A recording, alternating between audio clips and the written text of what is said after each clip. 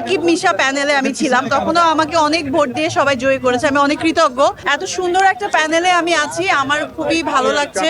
সবাই আমাদেরকে সাপোর্ট করবেন এবং যে আপু যেটা বললো যে যতজন ভোটার তাদের কাছে যেন আমরা পৌঁছতে পারি, এবং তাই ভাইও একটা কথা বললো যে আমরা আগে যা করেছি, যে প্রতিশ্রুতি দিয়েছি সবকিছু যেন ফুলফিল করতে পারি, খুব সুন্দর একটা পরিবেশ যেন ক্রিয়েট করতে পারি, এটাই হচ্ছে আমাদের চাওয়া।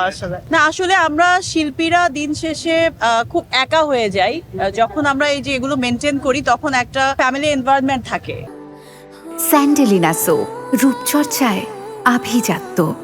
ঠিক আছে, দিন শেষে শিল্পীরা এত ব্যস্ত থাকে একটা সময়, তারপর মানুষের অনেক ধরনের কথার মুখাপেক্ষী হতে হয়, যেটা আমরা করি না, জানি না, সেটারও ব্লেমটাও কাঁধে নিতে হয়। সো আমরা যখন একটা পরিবার হয়ে থাকি বা একটা টিম হয়ে থাকি, তখন আসলে এটা ওইভাবে একজনের দুঃখ কষ্টে বা একজনের কোনো সাপোর্টে আসলে আমরা থাকতে পারি। সেইভাবে আমি চাই যে আমরা শিল্পীরা সবসময় শিল্পীদের সাপোর্টে থাকি। খুব ভালো লাগছে। আমি অনেক 14-15-তে মনে হয় করেছিলাম, সাকিব মিশা প্যানেলে আমি ছিলাম, তখনও আমাকে অনেক ভোট দিয়ে সবাই জয়ী করেছে, আমি অনেক কৃতজ্ঞ।